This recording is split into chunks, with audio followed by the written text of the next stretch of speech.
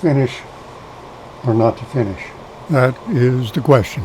In part 4, I'll show you how I made my latest and perhaps final chuck for turning one-piece coffee scoops. I'm going to make a new chuck for my coffee scoop. These ones you've seen in videos. This one has one kerf to allow for squeezing, a cutout for the handle, and a groove to hold the ball. This leaves marks on the ball. Occurred to me I do not need a ridge back there. All I need is something on the lip to hold it because it gets crushed, kind of like this. This one has 4 kerfs and broke, which is why it's taped.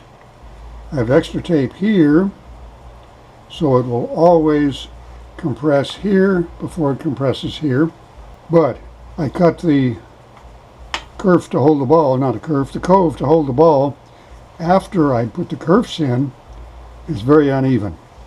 So what I'm going to do, now that I have pretty much everything down the way I want it, put this in first, true it up, cut the cove, but with a lip only on the front, tapered toward the back. Then I will make 4 cuts, probably on the bandsaw, hacksaw if not, and add tape where necessary. This PVC, don't know what schedule it is, it's about 5/32 thick, almost 3/16 overall diameter, 1 15/16 outside, and inside 1 5/8. I think this was nominal 1.5 inches, but it's 1 5/8. My first chuck was 1 1/4 inside diameter. That makes very small scoops, not enough for shoveling in coffee. So they are 1 5/8 inside, whatever I said on the outside, 1 15/16. So what I'm going to do is I'm going to true this end up, do all the work on this end, and then cut it to length. Use a square carbide to true it up. Used to have a short handle. I put on a long one.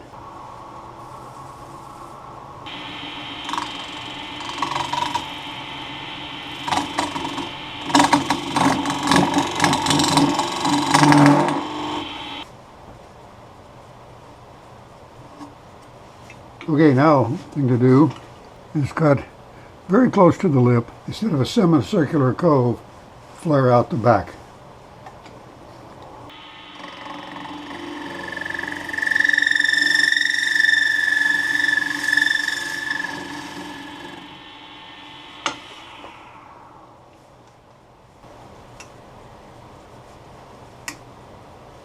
This is not even. I need to shorten this to the length I want now, so I'm working on firmer ground back here. I can use the old one for a measure, because this one is bottomed, and there's the bottom of the handle aperture. Put a mark there.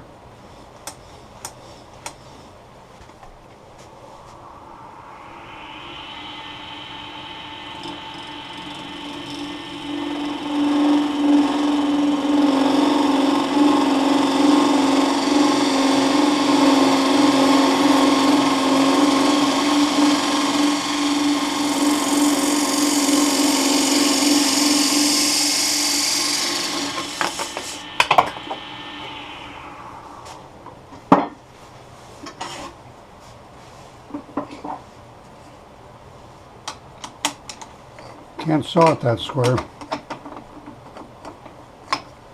I don't want this too thin.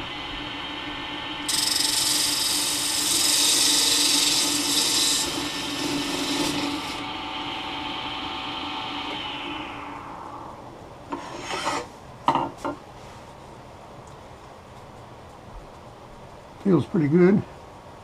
I am going to sand it a little bit to roughen it up a little bit so it'll grip the wood better, but without leaving marks, I hope. Turn that way down. Not that far down.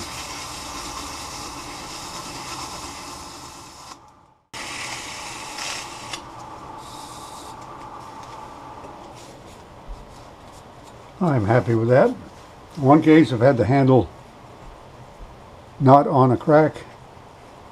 The other I have it on the crack, kerf, whatever. So if I put it between kerfs, these two will be very weak. If I put it here, it's still got a lot of strength left. So that's what I'll do.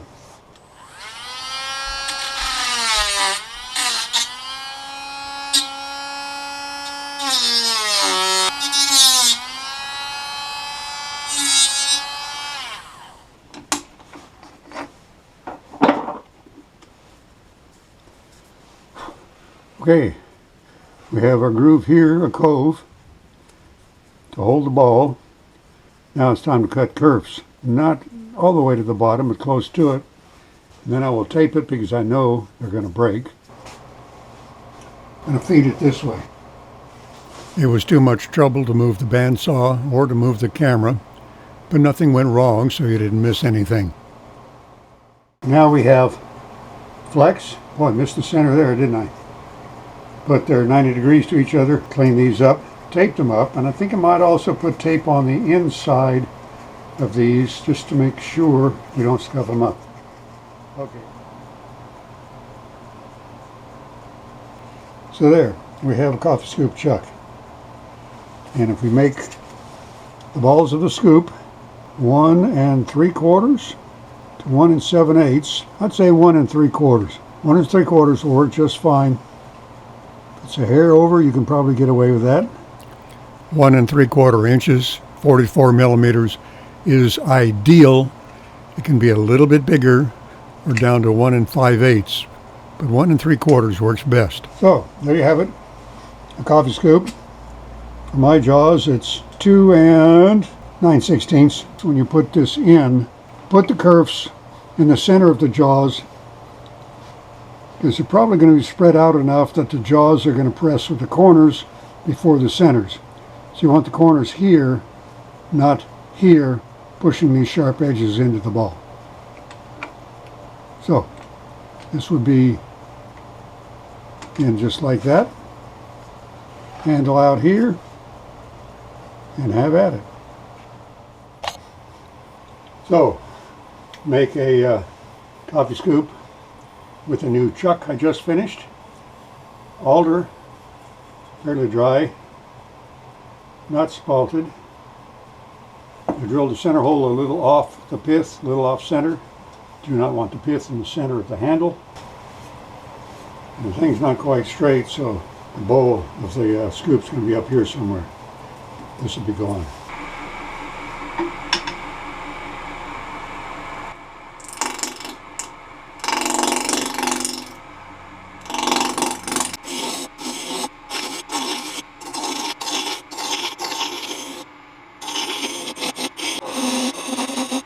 My coffee scoop template is 1 7/8, which happens to be the correct diameter for a tenon for the shark jaws.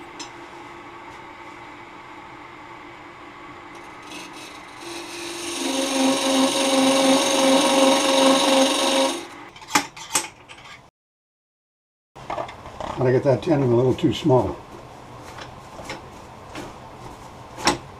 It was right at minimums when I stopped to measure the first time. Oh, we're good. Just about perfect.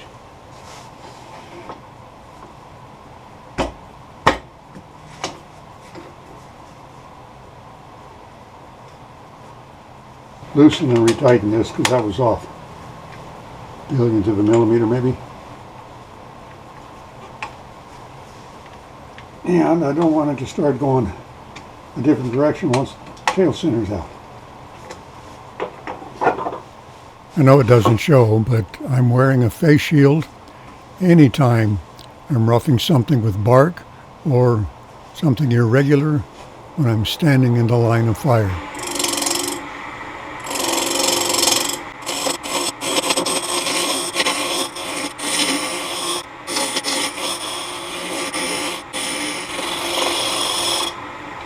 Don't want to get too small here, but we got a lot of room left. 1880.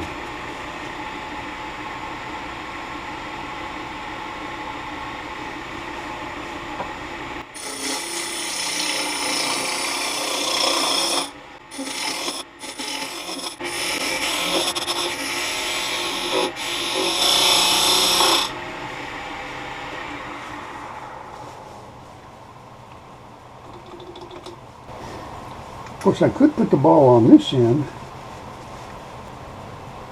I'll bring this down too, see what it looks like.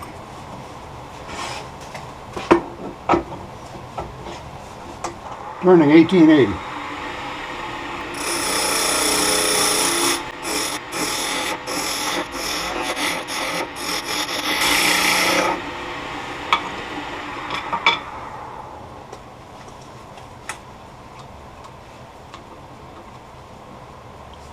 If we put the ball right here, that's part we'll take out, of course. Put it down here.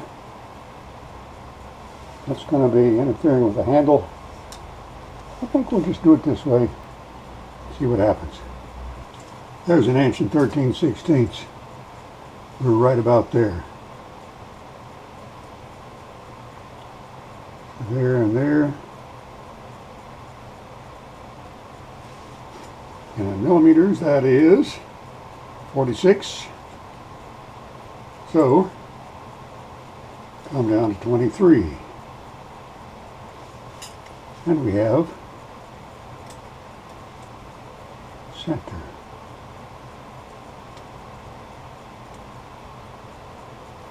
Yep, we do.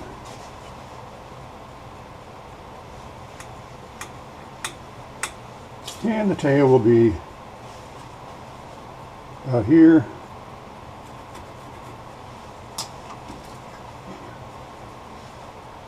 Not so critical on that. Oh, look at that. Depending how far in that goes, we might shorten that handle up just a little bit.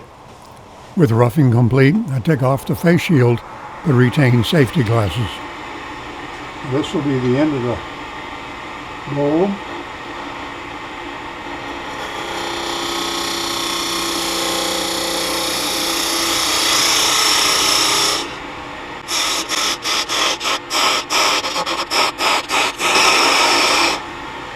It's enough to give me room to work. Don't need to go down lower just yet.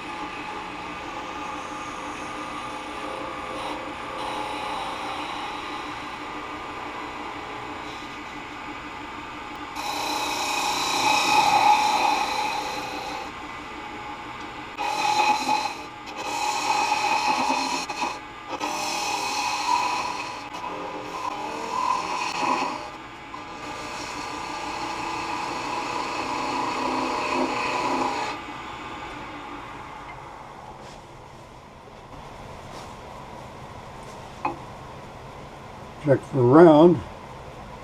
It's high right here, high right here, which I can pretty much see without measuring.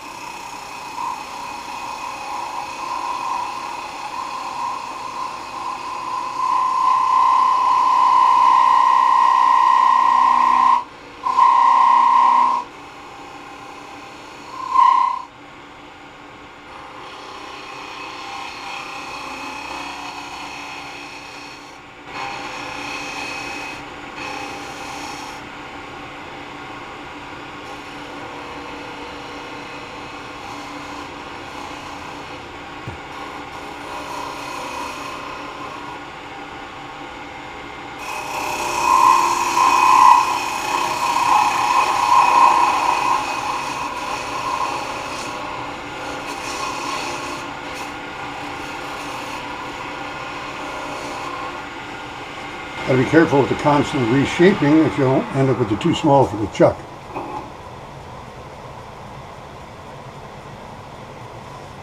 A little high right here, and at the equator.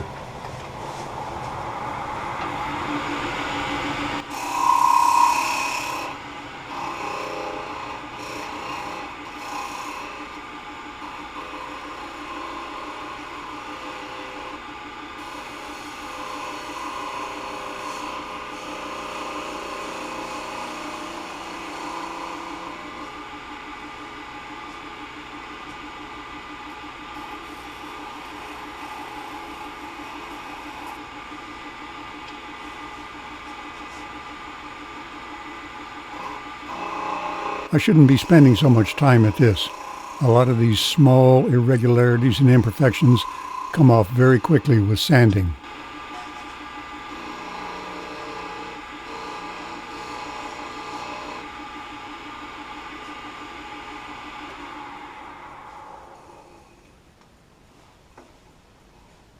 Yep, this is the side we'll take off. That leaves the pith in the handle here, but not in the thin part. There's the pith. It will remain, but this will go.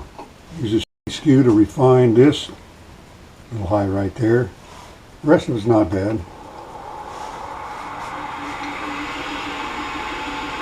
Bevel.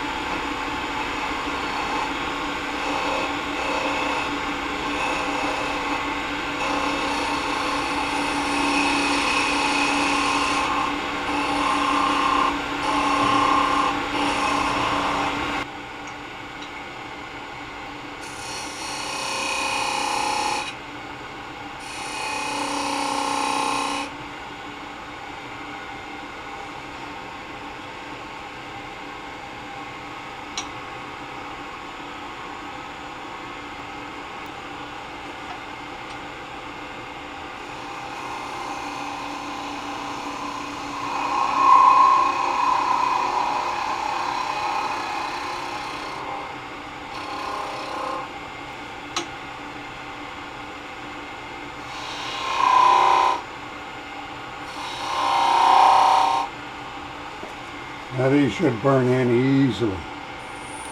I'm using a wrapped guitar string.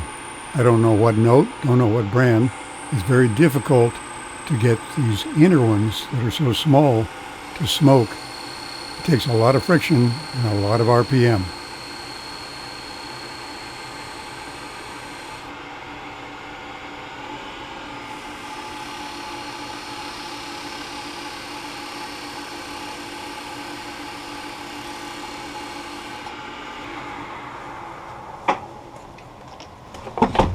Now time for sanding.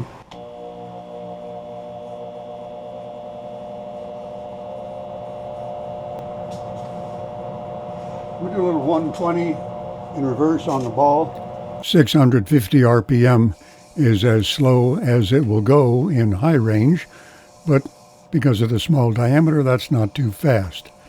I use 120 to smooth out the ball and to round it. It's very easy to do final shaping with sandpaper. The handle itself, having been finished with a skew, takes almost no sanding, and I use 180.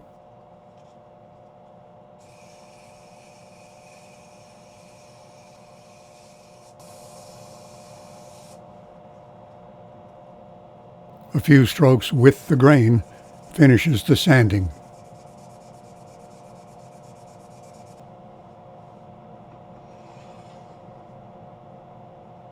These always tear out a little bit. I'm going to give it some extra room, take it off on a big sander. Let's go forward for this operation.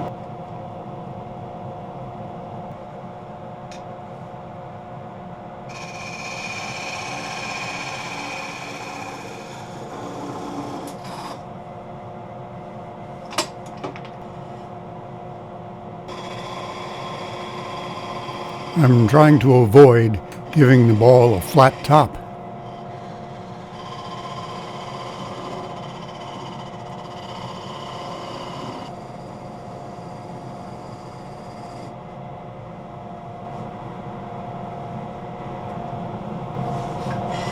You are not the only one who wishes I'd turn off that damn fan. So the one time I leave room to clean up the cut, I get a clean cut. Guess I'll use that parting tool from now on. Because it's ragged in there. A little bit of sanding here and we'll be ready to turn this around. With sanding at both ends complete, it's time to turn it around. It's also time to turn off that fan, if I'll ever remember. 1 3/4. A fraction over 1 3/4. And that's about as round as I've ever made one.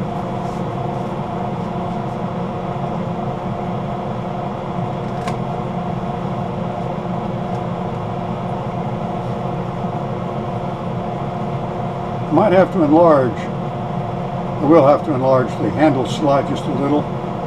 This, I like the handle to be horizontal. And this won't quite do that.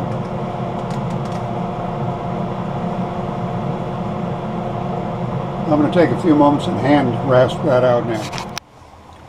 Okay, I cut the tape, wrapped it back some, and then put the tape back. Kind of a sharp edge there. We'll see how this goes. Okay, back in.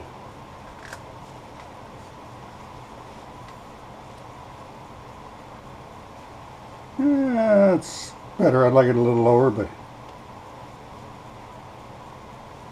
it's not bad at all. Want the corners of the jaws more or less centered on the pedals of the chuck.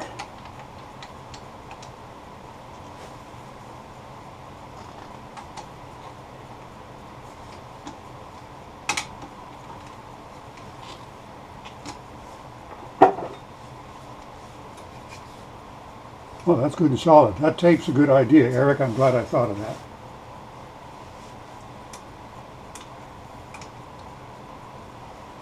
I can do this with a very sharp gouge, which I happen to have one of right here. It's 1500.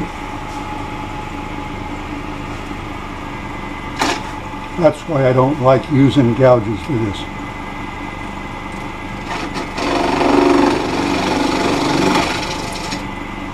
I have too hard a time getting started. Maybe that's why I should practice with it.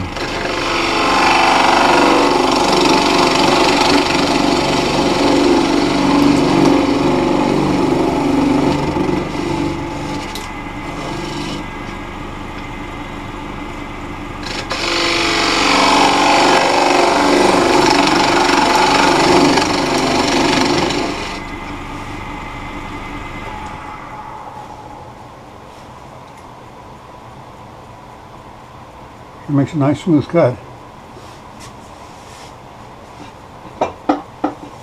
Just use an ordinary scraper.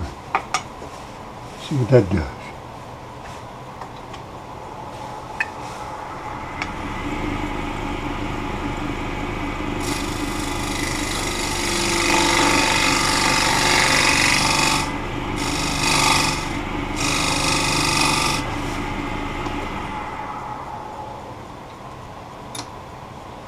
Quite a ways to go. You're almost down to the plastic.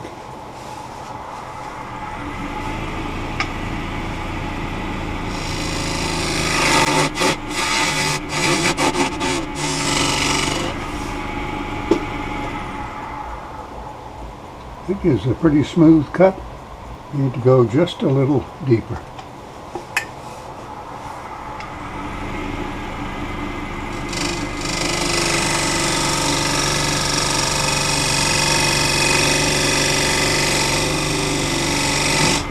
Whoops, that might have been too deep. No, it kept some tape, I think, but it's just getting to where it's getting wider here. A little bit of tear out. I'm going to go to my tried and true method.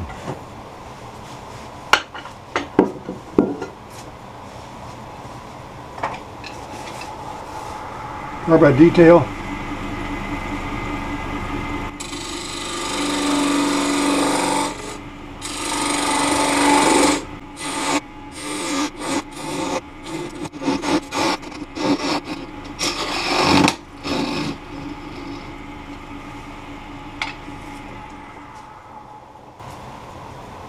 These walls are too thick. Need to come down a little. I need to see if I can smooth that up a little also.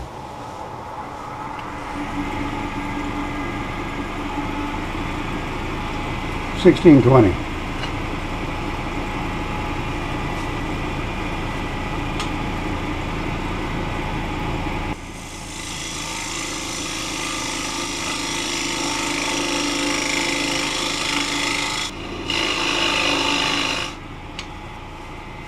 Back to the round to finish rounding out the interior.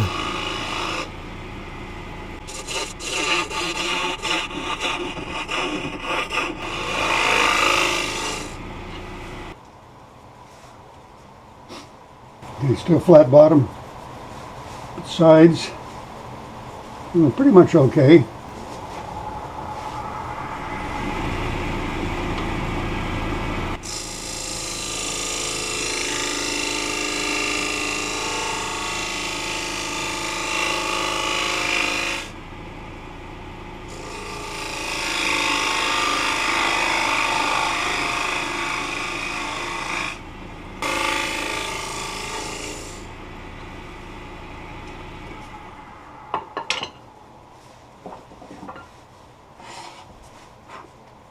Okay, it's good down to right there, and then I start chickening out, so it's a little ridgy right there.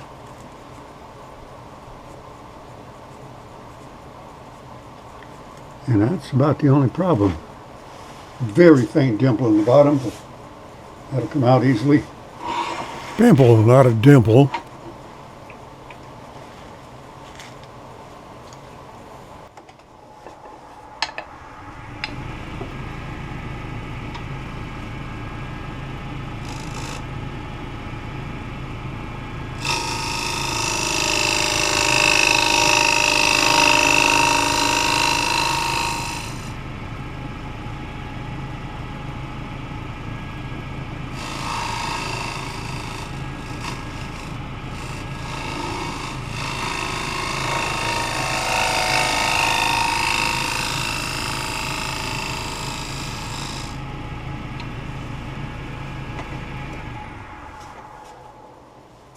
That is smooth.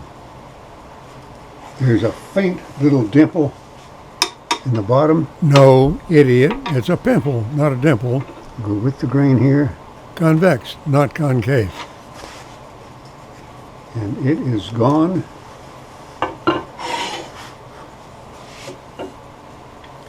What I'm going to do now is take it out and see what it feels like out of the chuck.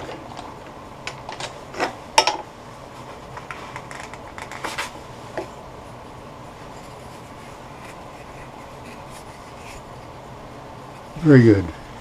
And it's almost spherical. A little thin at the poles. I like it longer at the poles than at the equator, because that way if you need to sand out a little bit to reshape it, it's one place, not two, because you don't have to worry about this.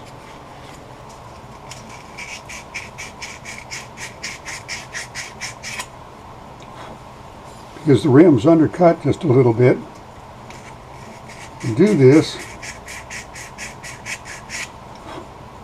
without affecting the interior shape and coming down a little bit here and here makes it look round, even though it may not be perfectly round. Relatively uniform thickness all the way through, sturdy kitchen utensil.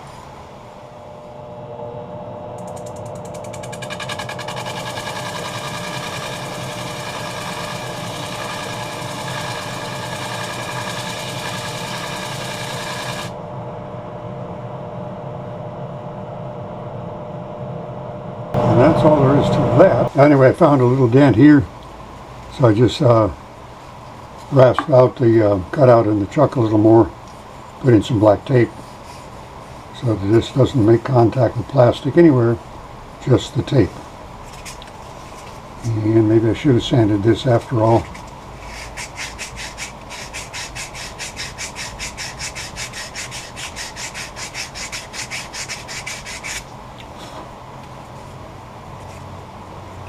But it's done. And maybe just a little bit of